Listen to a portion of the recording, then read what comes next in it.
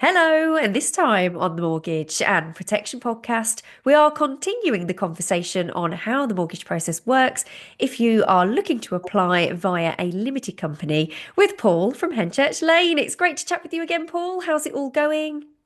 Hello, Tessa. Continuing the conversation, still with the same cold. There has actually been a couple of weeks gap in between this and the last one, believe it or not. There has, and I know I'm very nasally today. It's that time of year, isn't it? Hopefully everyone can understand what I'm saying and the questions I'm asking, but we've got lots more, haven't we, to cover on this? We have.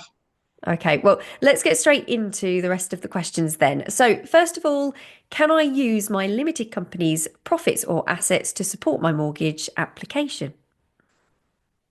Yes. So I would say it's crucial that we're clear from the outset here because there's going to be a couple of questions that, depending on the nature behind the question and what sort of perspective they're coming in from. So there are essentially kind of two types of limited companies that people could potentially be referring to or asking about when they're sort of throwing these questions around. So there's a trading limited company, which is what a lot of people are going to know as their profession or their day-to-day job. And then there's a limited company, which the only purpose of that being set up is for property investment, right? So we refer to that as an SPV, which stands for special purpose vehicle. So to answer the question, ultimately, it's going to remain the same. You can use profits and assets to support a mortgage application from either one of those company setups. But a trading company, so one that you're working in on a day-to-day basis, the way that you're going to utilize those profits and assets would actually be by taking personal drawings from that company, and that would be your personal income. Whereas with an SPV, a special purpose vehicle, it's more a case of actually displaying a profitable, sustainable property business, essentially. So, Mm. by utilizing what's already within that as a business model to provide to the lender to say, look, I've got a successful property business. Here's how the loan to values look. Here's how the profits look on each rental yield and things like that. So two completely different entities, and the Mm. question could be asked for either one.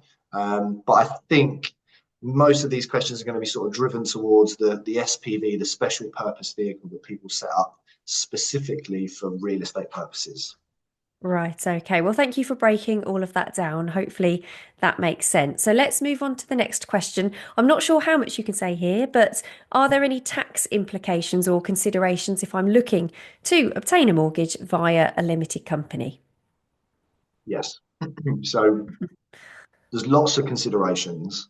A limited company with the again what I was referring to earlier on, with the purpose of real estate, it's going to be a completely separate entity and taxed in its own right.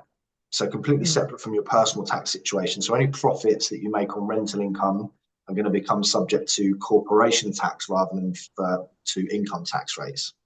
To give you an idea, corporation tax at the moment is currently set at 19%, and this Mm. is January 2025 that we're in at the moment. So 19%, which is going to be corporation tax on the profits from your rental, that's already lower than the basic rate of tax, which is 20% at the moment, but much lower than the higher rate of tax, which is 40%. So you can see Mm. there's big differences in how the profits are going to be taxed from owning a company personally, so a property personally versus property via a limited company.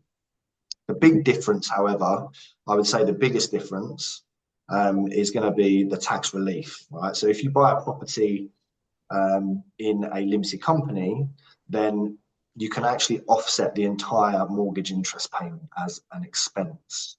Whereas if you were to own the same property personally, then currently you can only offset about 20% of that, which is, it makes a huge difference to the bottom line and the Mm. taxes that you're going to pay on that.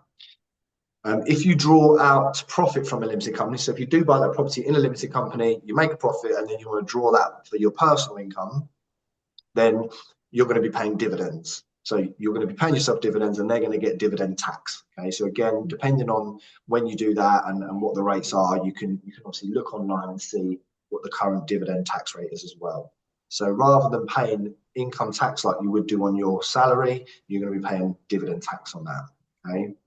And Mm. if you sell the property through a limited company, the tax that you get on that is going to be corporation tax on the gain. So do you know when you sell a property personally, you get capital gains tax? Mm. That's not what happens when you sell it for a limited company.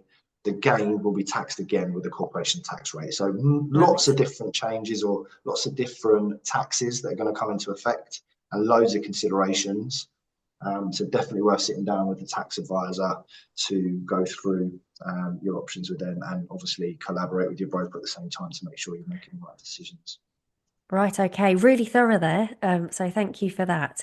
So, okay, let's go to this question then. People would like to know, how can I improve my chances of getting approved for a mortgage through my limited company? Any top tips?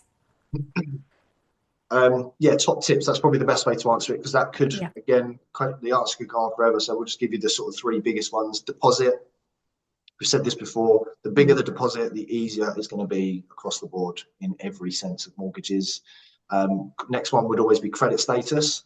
So you can secure mortgages with, impaired credit, but it's much easier to have clean credit to get a mortgage. It's easier said than done in some cases, but if you've got bad credit history or it's clear that you struggle to pay your commitments on time, it's going to make your life difficult when it comes to borrowing money in any sense, really. So try and stay on top of that as best you can. And then the third biggest one is going to be your professional guidance. Make sure that you're going to instruct the broker who has a track record in that particular space. Limited company mortgages are an absolute minefield, to say the least. mm, I think I'm pretty versed in that subject, and I still go around in circles. Every time I pick up a case, it mm. really is a case by case basis. And if you think you can place it yourself without any experience, then I'm afraid you're going to fall down pretty quickly. Okay, so definitely something to bear in mind. There are three key pointers or three top tips there. So moving on then, people would like to know, what is the typical interest rate and repayment term for a mortgage via a limited company? Okay. So there isn't really a typical limited company mortgage situation. Mm, On a residential basis, it might be a lot easier to sort of pigeonhole that sort of answer. They're all completely different. So I could say the rates could range from anything from 4% all up to 10%. But that's a massive bracket, right? Or you could borrow mm, 50 grand on a mortgage, you could borrow 500,000. So it's pretty irrelevant. But maybe I could throw some averages mm. around to give people a little bit of a feel, give more sort of substance to the answer rather Yes. than just saying there's nothing class as typical. But Mm, averagely, I would say the loan size for a buy to let through a limited company that we did last year is probably floating around about the 250 mark. Sort of roughly, I would say, average house price purchase we're in the south of England, yeah, mm. so southeast. You're looking at average sort of 350ish, so maybe 250 on a loan.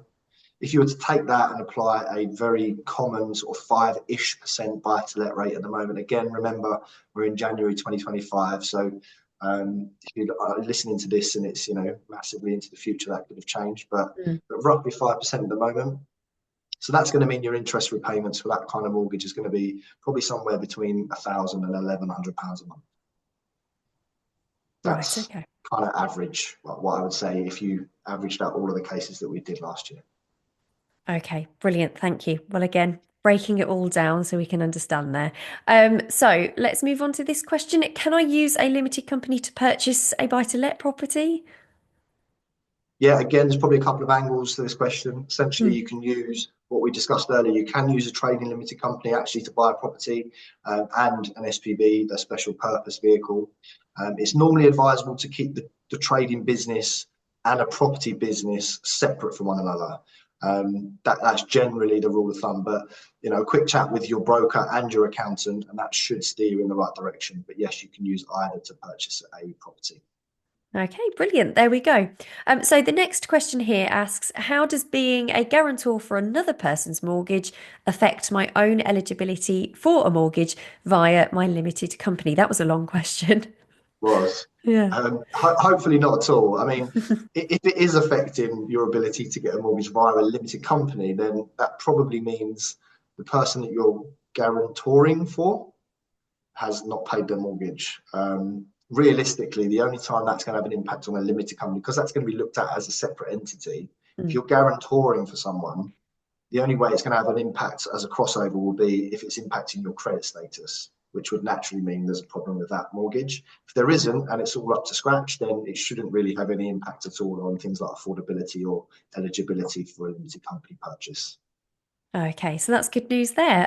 Now we've got 3 or 4 questions left. So people would like to know, can I remortgage a property in my personal name into a limited company, and what are the potential benefits here? Okay. So this at the moment is like prime time question. I think Mm, this is probably a question that's on lots of people's lips at the moment, especially people that have got portfolios in the background.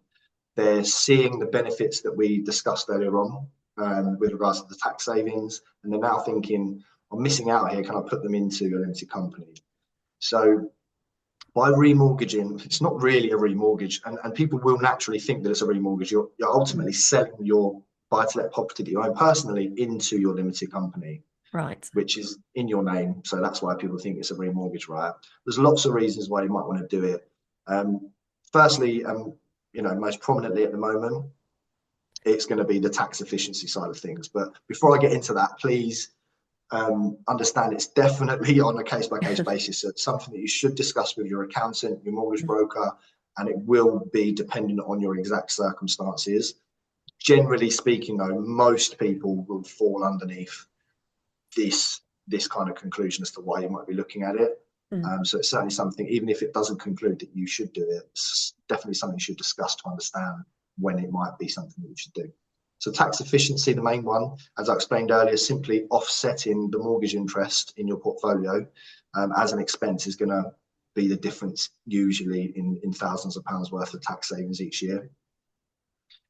I don't want to bore people to death, but should we give it a quick example if we can?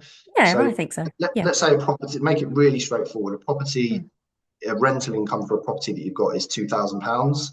Let's say your mortgage payment is £1,000. Okay, so there's £1,000 profit here mm, that is obviously what you're making as a landlord as a gross profit. But if you own that in your personal name, you can only offset 20% of the interest. So £1,000, 20%, that's £200 off of 2,000. You'd pay tax on 1,800, mm, and you'd pay personal tax on that. So if you're a high rate taxpayer, you'd pay 40% on £1,800, which is quite a lot of money. mm, If you have a limited company, you'd be able to offset the whole interest. So £1,000 is gone. You only make £1,000, and you'd only pay corporation tax on that, which is 19%. So £190, mm, which is much, much smaller yeah. than it would be if you own it in your personal names. So that's why people are entertaining this switch into a limited company. It's mainly based on the tax savings. Next is portfolio growth. So you might want to remortgage into a limited company, but at the same time you can raise capital on that property, which would allow you then to put a deposit down on another purchase, which would just help grow your portfolio.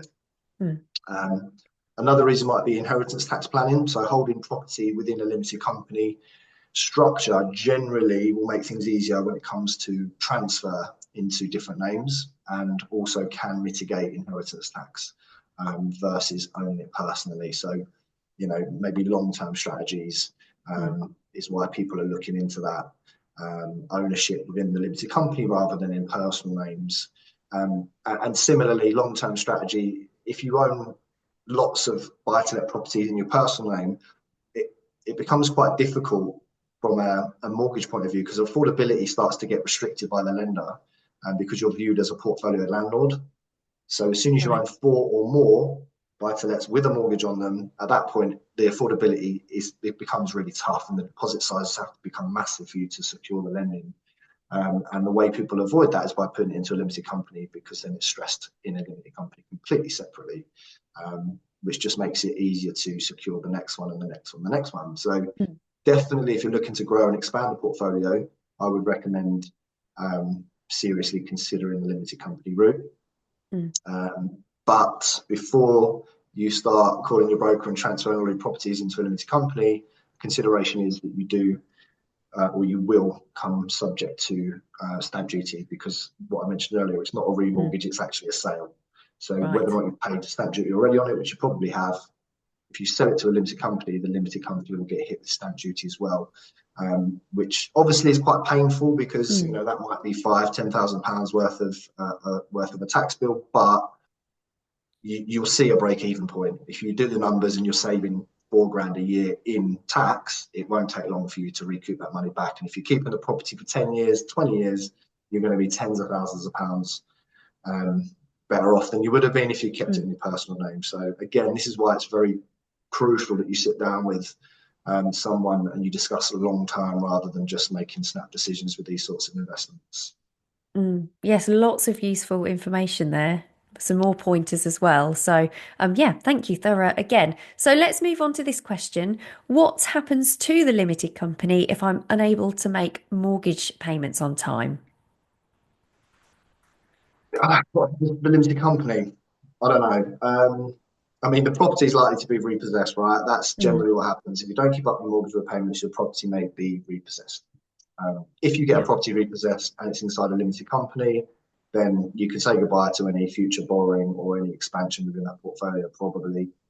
And despite the fact that it's a limited company, I keep referring to it as a separate entity.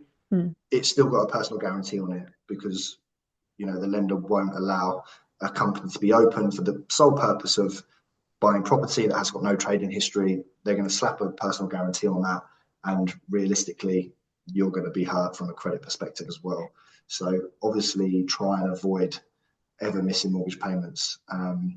As a worst case scenario, if you need to, then obviously you need to have a chat with that mortgage lender and your broker to make sure you're doing everything you can to reduce the impact that it's going to have on you. okay, so an important point to note there then. Okay, so let's go to this question. Are there any additional costs or fees associated with obtaining a mortgage via a limited company? Yeah, they generally will be more.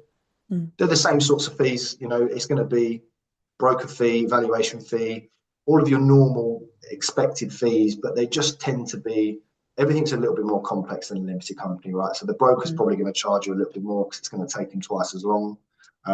You're probably going to have to pay an accountant.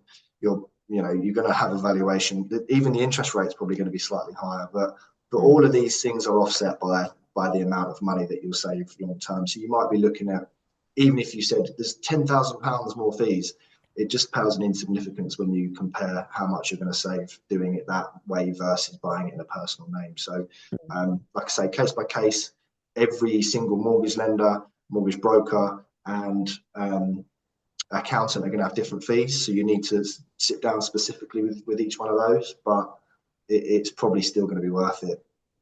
mm. Okay, well, there we go. And then just lastly, I mean, we always end on this note, don't we? And you've demonstrated this as well here, but how can a mortgage broker help? Have you got anything else to add? Any final thoughts? I would say this is probably as complex as it gets. Like I say, I know I pretty much know what I think I know what I'm doing when it comes to, maybe I'm blagging it, I don't know, but um, I've done enough of these to know how difficult they are. Mm, And you know, if you instruct the wrong broker here, you're going to be wasting a lot of time. And if you try to do it without instructing a broker at all and do it off your own back, you're really going to be wasting time. So make sure you select someone that specialises in that area. That would be the key takeaway. You can't just walk into an estate agent and ask a broker to submit a limited company mortgage for you because, well, you can. Let me know how it goes because interesting to find out. mm, definitely. Okay, well, Paul, thank you for that. Hopefully, that's proved useful to anyone listening to this, and I'm sure we'll catch you on another episode soon. You're very welcome, Tessa. Thank you for your time.